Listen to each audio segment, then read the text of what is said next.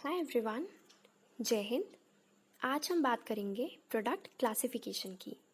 देखो, प्रोडक्ट को different basis पे क्लासीफाई किया जा सकता है। तो आज हम 3 पॉपुलर बेसिस को डिस्कस करेंगे। फर्स्ट है on the basis of end user, जिसमें हम बात करेंगे कंज्यूमर एंड इंडस्ट्रियल प्रोडक्ट की। सेकंड है on the basis of durability, जिसमें हम समझेंगे durable and non durable products को। एंड फाइनली आता है मॉडर्न बेसिस ऑफ क्लासिफिकेशन, जिसमें प्रोडक्ट्स को 3 कैटेगरीज में डिवाइड किया जाता है: convenience goods, shopping goods and speciality goods. तो फर्स्ट बेसिस ऑफ क्लासिफिकेशन है on the basis of end user, जिसमें है consumer products and industrial product. तो पहले बात करते हैं कंज्यूमर प्रोडक्ट्स की। कंज्यूमर प्रोडक्ट्स होते हैं जो एंड कंज्यूमर के यूज़ के लिए होते हैं। इनमें फर्दर प्रोसेसिंग या वैल्यू एडिशन नहीं होता। For example toothpaste, soap, shampoo etcetera. आगे बात करते हैं इंडस्ट्रियल प्रोडक्ट की। इंडस्ट्रियल प्रोडक्ट्स होते हैं जो एंड यूज़र की कंजम्पशन के लिए नहीं होते। इसमें क्या होता है, एक कंपनी दूसरी कंपनी को प्रोडक्ट बेचती है और दूसरी कंपनी उस प्रोडक्ट को एज इनपुट यूज़ करती है, फिर उसमें फर्दर प्रोसेसिंग करती है, वैल्यू एडिशन करती है और फिर वो फाइनल कंज्यूमर को बेचा जाता है। एग्जाम्पल की बात करें, अगर वीट पे प्रोसेसिंग करके दलिया बना दिया जाता है ना।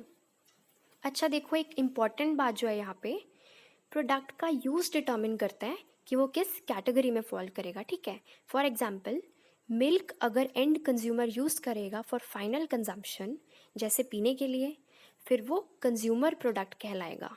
और अगर ऐसे है कि फर्दर प्रोसेसिंग करके मिल्क से बिस्किट्स बनाने हैं या मिल्क पाउडर बनाना है, तो वो इंडस्ट्रियल प्रोडक्ट कहलाएगा।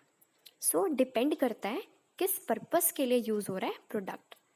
तो हमने देखा कि कैसे सेम प्रोडक्ट कंज्यूमर प्रोडक्ट भी हो सकता है और इंडस्ट्रियल प्रोडक्ट भी हो सकता है।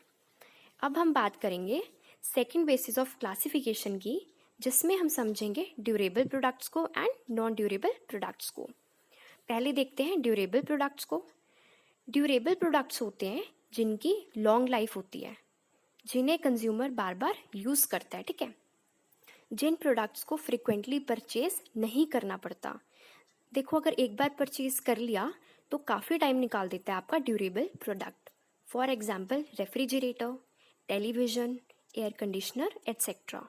अगर टेलीविज़न खरीदा है ना, तो वो आपको हर दूसरे दिन खरीदने की ज़रूरत नहीं पड़ती है ना। तो ये होते हैं ड्यूरेबल प्रोडक्ट्स। आगे बात करते हैं नॉन ड्यूरेबल प्रोडक्ट की। नॉन ड्यूरेबल प्रोडक्ट होते हैं जिनकी बहुत शॉर्ट लाइफ होती है। ठीक है, जो कंज्यूमर रेगुलर बेसिस पे परचेज करता है। और यूजुअली नॉन ड्यूरेबल प्रोडक्ट्स कम वैल्यू के होते हैं। ठीक है, for example fruits and vegetables, soft drinks, bread etcetera. अब हम बात करेंगे मॉडर्न बेसिस ऑफ क्लासिफिकेशन की, जिसमें हम समझेंगे convenience goods, shopping goods and speciality goods को। तो पहले बात करते हैं कन्वीनियंस प्रोडक्ट्स की।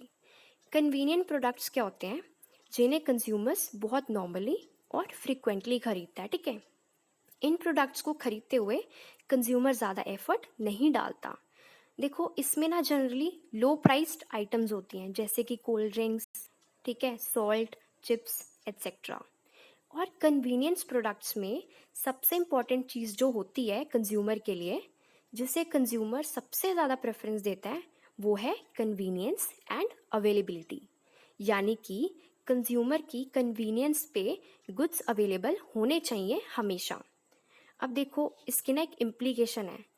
अगर कन्वीनियंस गुड्स अवेलेबल नहीं होंगे कंज्यूमर की कन्वीनियंट लोकेशन पे, तो ब्रांड लॉयल्टी ब्रेक हो जाएगी और कंज्यूमर किसी और कंपनी का प्रोडक्ट खरीद लेगा। अगर हम इसे एग्जाम्पल से समझें तो देखो, अगर मुझे कोलगेट चाहिए तो मैं अपनी पास वाली शॉप पर ही जाऊंगी लेने।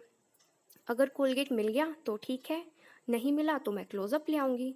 तो देखा आपने, ब्रांड लॉयल्टी बहुत जल्दी ब्रेक हो जाती है कन्वीनियंस प्रोडक्ट्स के केस में। ठीक है, तो कंपनी क्या करती है, इंटेंसिव डिस्ट्रीब्यूशन फॉलो करती है। इंटेंसिव डिस्ट्रीब्यूशन होता है कंपनीज ज़्यादा से ज़्यादा इंटरमीडियरीज को इंगेज करती है। ठीक है, ज़्यादा से ज़्यादा आउटलेट्स के थ्रू अपने प्रोडक्ट्स को बेचती है, जिससे ज़्यादा कवरेज हो, ताकि कंज्यूमर के पास वाली हर कन्वीनियंट लोकेशन पे प्रोडक्ट अवेलेबल हो, राइट। आगे हम बात करते हैं शॉपिंग गुड्स की। शॉपिंग गुड्स थोड़े हाई प्राइस्ड होते हैं as compare to convenience goods. देखो, शॉपिंग गुड्स को कंज्यूमर इतना फ्रीक्वेंटली परचेज नहीं करता जितना फ्रीक्वेंटली कन्वीनियंस गुड्स को करता है, ठीक है। इनको परचेज करने का डिसीजन प्री प्लान्ड होता है, पहले से प्लानिंग की होती है, ठीक है। और शॉपिंग गुड्स जो है ना, वो हर नुक एंड कॉर्नर पे अवेलेबल नहीं होते हैं, ठीक है। देखो, शॉपिंग गुड्स में ना ब्रांड लॉयल्टी तो होती है, लेकिन वो इतनी रिजिड नहीं होती। कंज्यूमर कुछ टाइम के लिए तो वेट कर लेगा, लेकिन ऐसा नहीं है कि वो 6-6 महीने बैठा रहेगा उसी एक प्रोडक्ट के लिए, राइट। और देखो, जैसे कन्वीनियंट गुड्स में हमने देखा इंपॉर्टेंट क्राइटेरिया क्या होता है, कन्वीनियंस एंड अवेलेबिलिटी, है ना। तो शॉपिंग गुड्स में सबसे इंपॉर्टेंट क्राइटेरिया होता है कंपैरिजन ऑन वेरियस पैरामीटर्स, जैसे कि प्राइस, क्वालिटी। इन बेसिस पे कंज्यूमर कंपेयर करता है गुड्स को। और देखो, जब इसमें कंपैरिजन इन्वॉल्व होता है ना, तो इसमें कंज्यूमर को एफर्ट डालना पड़ता है, राइट। अच्छा, शॉपिंग गुड्स में ना सेलेक्टिव डिस्ट्रीब्यूशन फॉलो होती है। सेलेक्टिव डिस्ट्रीब्यूशन का मतलब है जो कि सेलेक्ट प्लेसेस पे ही मिलता है। तो शॉपिंग गुड्स के आउटलेट्स कहाँ लोकेटेड होते हैं, स्पेशलाइज्ड लोकेशंस में, जैसे कि हब्स में या सिटी सेंटर्स में। एग्जाम्पल की बात करें, फर्नीचर, क्लोथिंग एट्सेट्रा। अब क्लोथिंग में देखो, इंसान कंपेयर करके ही लेता है ना, प्राइस को देखता है ना, क्वालिटी को देखता है, फिर परचेज करता है। तो ये चीज़ें आती हैं शॉपिंग गुड्स में। आगे हम बात करते हैं स्पेशलिटी गुड्स की। देखो, स्पेशलिटी गुड्स में बहुत ज़्यादा अमाउंट इन्वॉल्व होता है, ठीक है। एंड इन गुड्स की बाइंग फ्रीक्वेंसी भी बहुत कम होती है। अब जैसे हमने देखा शॉपिंग गुड्स में, है ना, कंपैरिजन किया जाता है। स्पेशलिटी गुड्स में कंज्यूमर कंपैरिजन नहीं करता, लेकिन इसमें एक्सटेंसिव इंफॉर्मेशन सर्च की जाती है, ठीक है। और देखो, इसमें ब्रांड लॉयल्टी ना बहुत ज़्यादा रिजिड होती है। अगर किसी को BMW खरीदनी है ना, तो वो BMW ही लेगा, चाहे उसे 6 महीना रुकना पड़ जाए।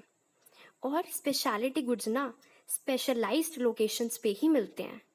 इसके लिए कंपनीज क्या करती हैं, एक्सक्लूसिव डिस्ट्रीब्यूशन फॉलो करती हैं कि एक्सक्लूसिव आउटलेट्स पर ही मिलेगा प्रोडक्ट, जहाँ पर सिर्फ उसी कंपनी के प्रोडक्ट्स होंगे। एग्जाम्पल हमने ले लिया BMW का। तो ये था हमारा आज का टॉपिक। आज की वीडियो यहीं ख़त्म होती है। आपको कोई डाउट हो तो आप ज़रूर पूछ लेना। Thank you so much.